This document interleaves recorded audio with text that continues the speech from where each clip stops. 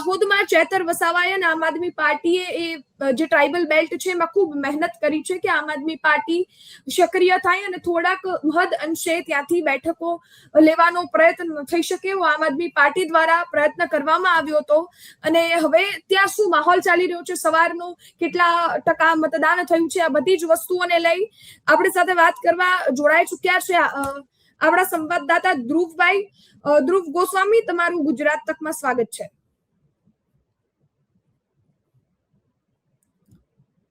ધ્રુવભાઈ, તમારું Mike of છે. નમસ્તે બેન. જી ધ્રુવભાઈ, મારો પ્રથમ સવાલ, ગુજરાતમાં સ્થાનિક સ્વરાજ્યની ચૂંટણી છે અને એમાં પણ ખાસ કરીને દાહોદમાં ચેતર વસાવાએ ખૂબ મહેનત કરી છે. આમ આદમી પાર્ટી પણ ખૂબ સક્રિયતાથી ત્યાં તેમણે પ્રચાર કર્યો છે ટ્રાઇબલ બેલ્ટમાં. શું પરિસ્થિતિ છે, લોકોમાં શું માહોલ જોવા મળી રહ્યો છે, કેટલા ટકા મતદાન સવારથી અત્યાર સુધી થયું છે? જી ધ્રુવ. ચોક્કસથી દાહોદ જિલ્લા પંચાયત અને તાલુકા પંચાયત બેઠકની જો વાત કરવામાં આવે તો દાહોદ જિલ્લા પંચાયતમાં કુલ ઉમેદવારો 167 છે, જેમાં એક જે છે તે બિનહરીફ થઈ ચૂકી છે. અને તાલુકા પંચાયતની વાત કરીએ તો કુલ ઉમેદવાર 798 છે. તેમાં હાલ 249 સીટો પર જે છે ચૂંટણી યોજાવા જઈ રહી છે. અત્યારે વહેલી સવારથી જે 41 ડિગ્રી જેવો તાપમાન દાહોદ જિલ્લામાં સવારથી જ રહ્યો હતો, ત્યારે જે લોકો જે છે તે ધીમે ધીમે મત આપવા આવી રહ્યા છે, ત્યારે જે છે તે મતદારોનો ઘસારો જે છે તે જોવા નથી મળ્યો. હાલ લેટેસ્ટ આંકડાની વાત કરીએ તો 3 વાગ્યા સુધીમાં અત્યાર સુધી 46.71% જે આ ધમધમતા 41 ડિગ્રીના તાપ વચ્ચે પણ સારું એવું ગામડાઓ અને શહેરોની વાત કરીએ, દાહોદની એક નગરપાલિકાની પણ જે છે તે ચૂંટણી છે તાલુકા જિલ્લા પંચાયત સીટ સાથે, તો 46.71% જેટલું જે મતદાન જે છે એ દાહોદમાં થઈ ચૂક્યું છે. તમામ જે લોકો જે છે તે હવે ધીરે ધીરે વોટ કરવા આવી રહ્યા છે. અત્યારે 5:10 સમય થઈ ચૂક્યો છે, એટલે કે જે બચી ગયેલા લોકો જે છે તે પણ હવે ધીમે ધીમે જે મતદારો છે તેઓનો ઘસારો જે છે તે મતદાન મથક ખાતે જોવા મળી રહ્યો છે. ત્યારે જે છે તે તમામ પક્ષ જે છે તે ચૂંટણીની જે પૂર્વ તૈયારી કરી હતી તેની ક્યાંક ને ક્યાંક અસર પણ જોવા મળી રહી છે. ટ્રાઇબલ વિસ્તારમાં મોટા ભાગના લોકો જે છે તે દાહોદ જિલ્લાના માઇગ્રેટ થતા હોય છે, એટલે કે મહાનગરોમાં તેઓ મજૂરી અર્થે જતા હોય છે. પણ આ વખતે તમામ પક્ષોની અને વહીવટી તંત્રની જે કામગીરી કહી શકાય, તેના કારણે લોકો જે છે તે માઇગ્રેટ થયેલા લોકો પણ અત્યારે વોટ આપવા આવી રહ્યા છે. ત્યારે મોટી સંખ્યામાં જે છે તે મતદાનની શરૂઆત થઈ ચૂકી છે. અત્યાર સુધીમાં 46% મતદાન થઈ ચૂક્યું છે. ધીરે ધીરે આંકડો 60-70% જેટલું મતદાન સુધી પહોંચવા જઈ રહ્યું છે. જી ધ્રુવ, આ જોવા જઈએ તો દાહોદમાં ચેતર વસાવા એ ખૂબ એ ટ્રાઇબલ બેલ્ટમાં મહેનત કરી છે. આદિવાસી જે પટ્ટો છે એમાં ખૂબ મહેનત કરી છે. દાહોદમાં પણ ઘણી સભાઓ તેમણે યોજી છે, ત્યાં જઈ અને ભાષણ આપ્યું છે.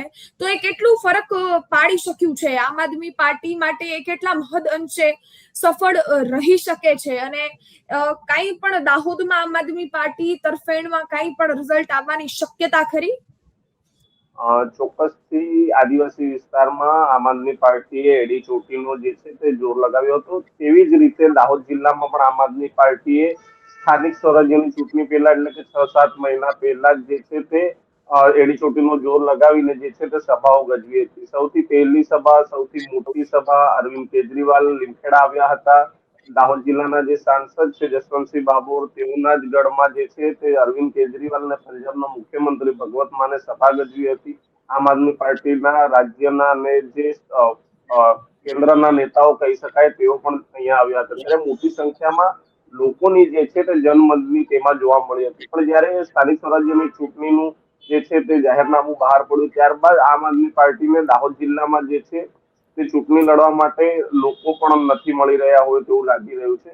તો ક્યાંક ને ક્યાંક જે એવા વિસ્તારો છે, જે કાર્યકર્તાઓ આમ આદમી પાર્ટીના જે છે, જેઓ એડી ચોટીનો જોર લગાવી રહ્યા છે, ત્યારે કહી શકાય કે ગ્રામ્ય વિસ્તારમાં આમ આદમી પાર્ટી તે છે પોતાનું ખાતું ખોલે તેવું લાગી રહ્યું છે. મુખ્યત્વે આમ આદમી પાર્ટીએ દાહોદ જિલ્લાના 2 તાલુકામાં ખૂબ જે છે તે જોર કરી રહ્યું છે. એ બંને તાલુકાની જો વાત કરીએ તો લીંબડી અને લીમખેડામાં નરેશભાઈ બારિયા જેઓ આમ આદમી પાર્ટીના ગુજરાતના સંગઠન મંત્રી છે, તેઓ પણ એડી ચોટીનો જોર લગાવી રહ્યા છે કે આમ આદમી પાર્ટી આ વખતે સ્થાનિક સ્વરાજ્યની ચૂંટણીમાં જે છે તે ખાતું ખોલી શકે. અને આમ આદમી લીંબડીની જો વાત કરીએ, લીંબડી અને લીમખેડા જે નવીન તાલુકો લીંબડી બન્યો છે, લીંબડી ગુરુ ગોવિંદ તાલુકો જે હાલમાં જ ગુજરાત સરકાર દ્વારા નવો તાલુકો બનાવવામાં આવ્યો છે, ત્યાં આમ આદમી પાર્ટીની સૌથી મોટી સભા ડુંગરી ખાતે થઈ હતી. ત્યાં પણ કાર્યકર્તાઓ જે છે તે ખાતું ખોલવા માટે એડી ચોટીનો જોર લગાવી રહી. ત્યારે આખા જિલ્લાની જો વાત કરવામાં આવે તો આમ આદમી પાર્ટી લીંબડી અને લીમખેડામાં સક્ષમ થઈ શકે અને પોતાનું ખાતું ખોલી શકે તેવું અત્યારે લાગી રહ્યું છે. જી ધ્રુવ, તો આમ આદમી પાર્ટીની તમે વાત કરી અને સાથે જ ભારતીય જનતા પાર્ટીની પણ આપણે વાત કરી. કોંગ્રેસની પરિસ્થિતિ શું છે દાહોદમાં?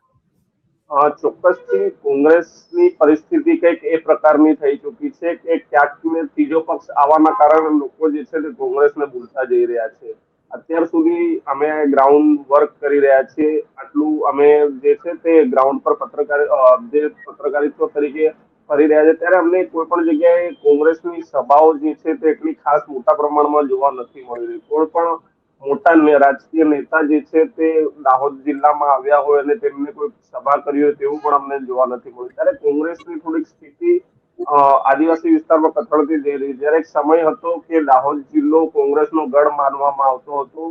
ચંદ્રિકાબેન બારિયા હોય, એક સાંસદ પૂર્વ સાંસદ પ્રભાબેન તાવિયાડ હોય, વજયસિંહ પણદા હોય, જેઓ ભારતીય જનતા પાર્ટીનો દમ પડાવી દેતા હતા જ્યારે ચૂંટણી આવતી હતી. તે ભારતીય જનતા પાર્ટીને હંપાવી દેતા.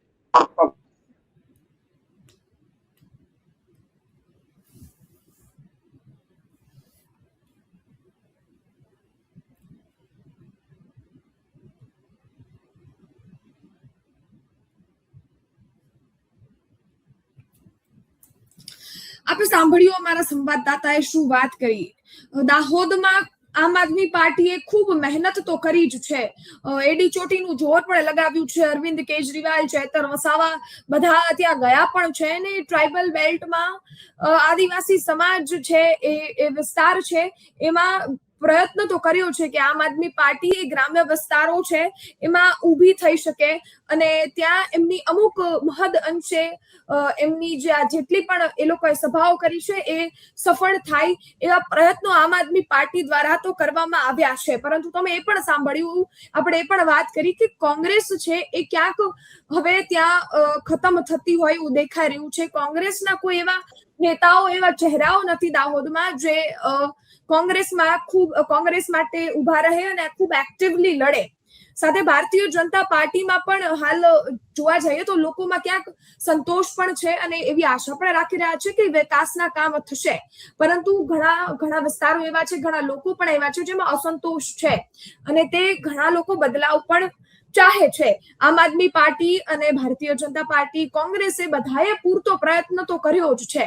પરંતુ હવે જ્યારે મતદાન છે એના રિઝલ્ટની પેટીઓ 28 તારીખે ખુલશે ત્યારે જ ખબર પડશે કે કોની મહેનત કેટલી સફળ ગઈ છે અને તેમજ કોનું જોર કેટલું મહદ અંશે સફળ બની અને કામ આવ્યું છે આ વિસ્તારોમાં. ચૂંટણીને લઈ બધી જ તમામ અપડેટ તમારા સુધી પહોંચાડવાનો પ્રયત્ન કરી રહ્યા છે, એટલે તમામ અપડેટ માટે ગુજરાત તકને જોતા રહો. ધન્યવાદ.